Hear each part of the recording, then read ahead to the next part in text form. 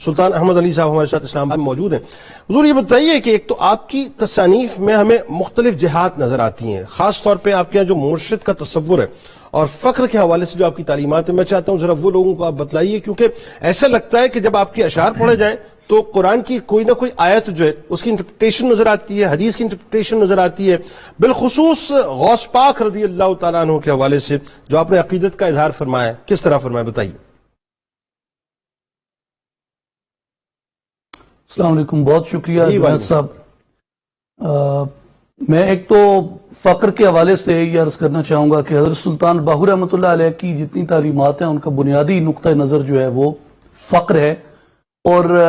Doctor تنوری صاحب تشریف فرمائیں، یہ بھی اس بات کو جانتے ہیں کہ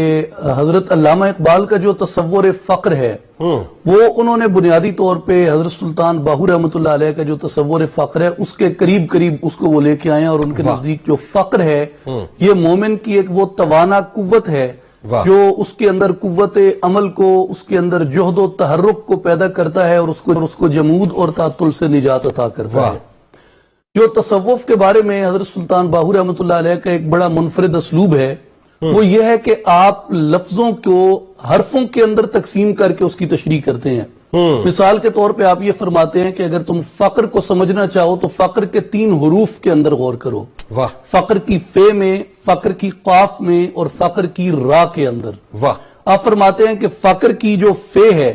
یہ آپ کو فنائے نفس سکھاتی ہے، اور فقر کی جو قاف ہے یہ آپ کو قرب الہی سکھاتی ہے، اور فقر کی جو رے ہے یہ آپ کو راستی کے اصول کے اوپر گامزن رہنا سکھاتی ہے، جس کی بات بھی ہو رہی تھی. کیا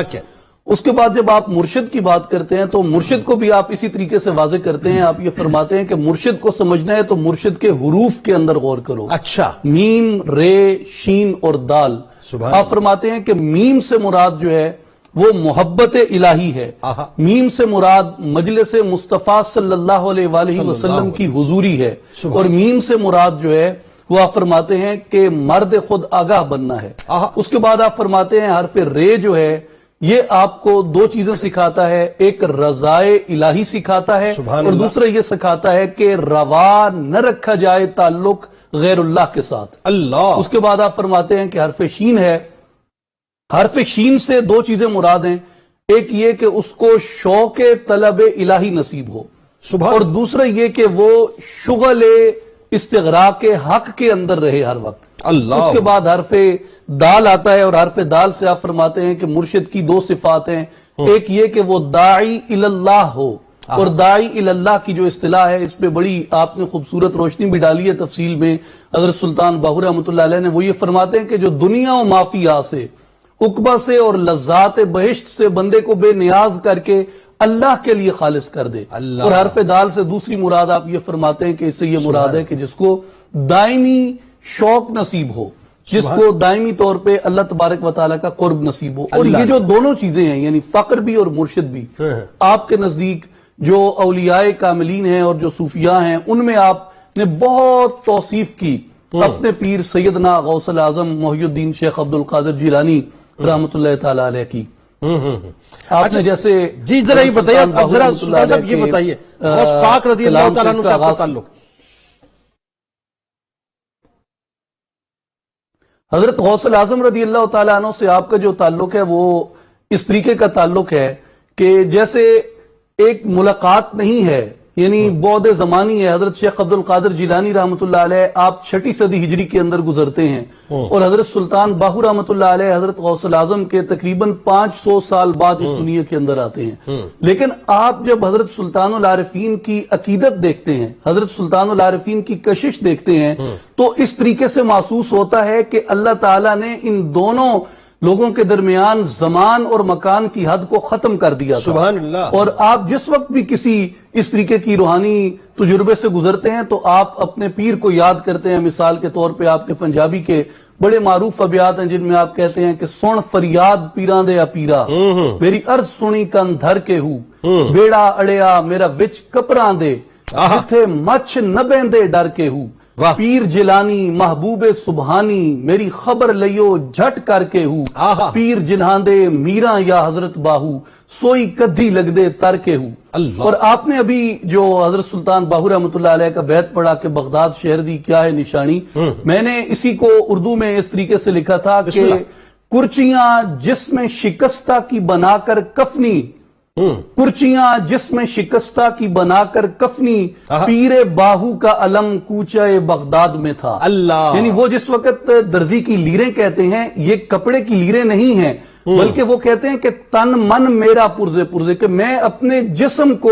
اپنے مرشد کی محبت کے اندر اس طرح وارفتہ پاتا ہوں کہ میرا جسم ٹکڑے ٹکڑے ہے، اور میں اپنے جسم کے ٹکڑوں کی کفنی بنا کے اپنے مرشد کے کوچے کے اندر چلتا ہوں۔ سبحان اور اللہ، آپ نے حضرت غوث اعظم کی ماشاء توصیف میں یہ لکھا ہے کہ میرے پیر کا کمال یہ ہے کہ جو ان کے سلسلے میں شامل ہوتا ہے وہ اس کو یہ تمام صفات جو ایک مرشد کی ہیں آپ اس کے وجود کے اندر پیدا کر دیتے ہیں، ماشاء اللہ۔ یعنی محبت، رضا، شوق اور دائمی حضوری۔ ماشاءاللہ ماشاءاللہ۔ سلطان صاحب یہ بتلائیے،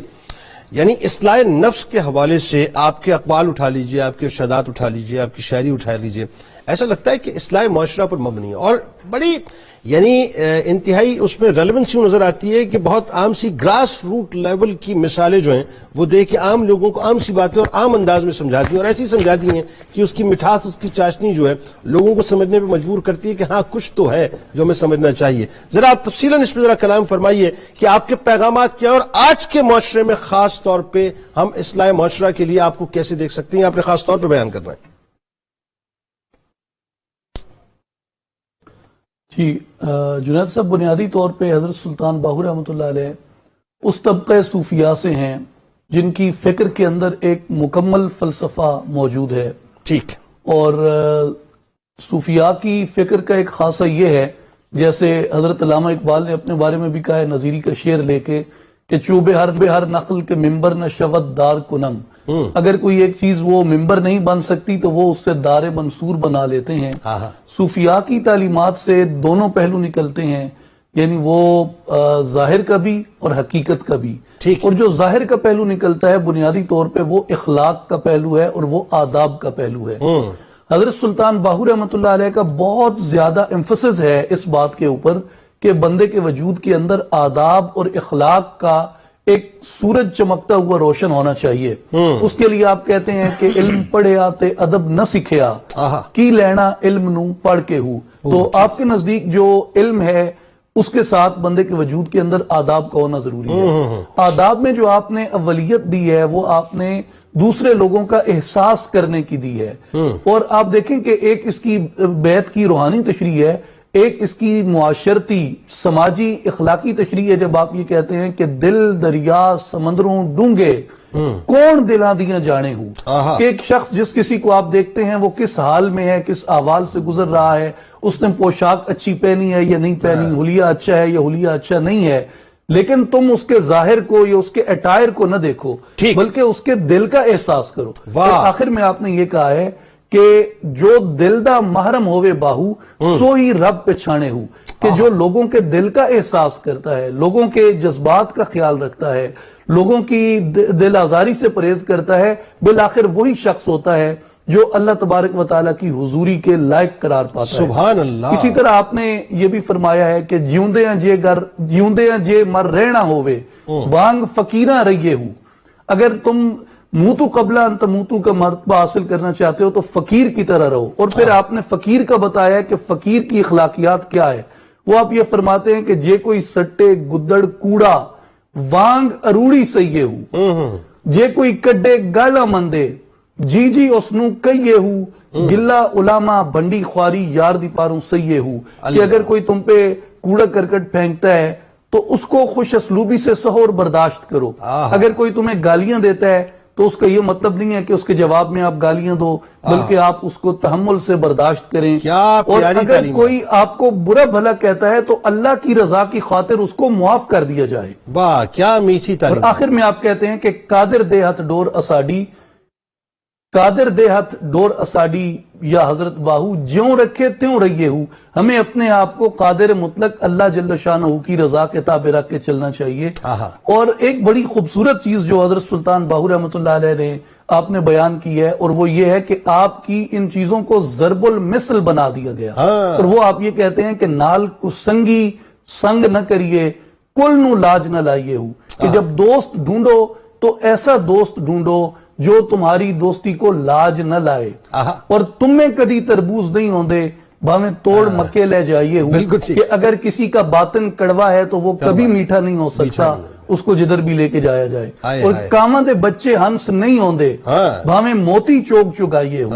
اور کوڑے کھو نہیں مٹھے ہوندے یا حضرت باہو باویں سہ منا کھنڈ پائیے ہو۔ تو آج کے عہد میں جو ریلیونسی ہے حضرت سلطان باہو رحمۃ اللہ علیہ کی اور ان صوفیاء کی تعلیمات کی، میرے خیال میں ہمارا جو یہاں پہ مورل سٹرکچر جس طریقے سے کولیپس کر رہا ہے، میرے خیال میں ان فریزز کو جو ان صوفیاء نے اختیار کی ہیں، ان کو دنیا کے اندر انٹروڈیوس کروانے کی ضرورت ہے، لوگوں کو بتانے کی ضرورت ہے، اور فنکشنل لیول پہ لوگوں کے اندر اس بات کو ایک متحرک قوت کے طور پہ ڈالنے کی ضرورت ہے کہ لوگوں کے اندر یہ چیزیں ریفلیکٹ ہوتی نظر آئیں۔ اور جس طریقے سے اس سے پہلے بھی بزرگوں نے گفتگو کی، اور انہوں نے یہی فرمایا کہ یہ مرشد کامل کی نگرانی میں ہوتا ہے، اس کے لیے تربیت کا ایک پروسیس ہے، جب تک آپ تربیت کے اس پروسیس سے نہیں گزرتے تب تک یہ چیز پوری طرح بندے کے وجود کے اندر فنکشنل نہیں ہوتی۔ ماشاءاللہ۔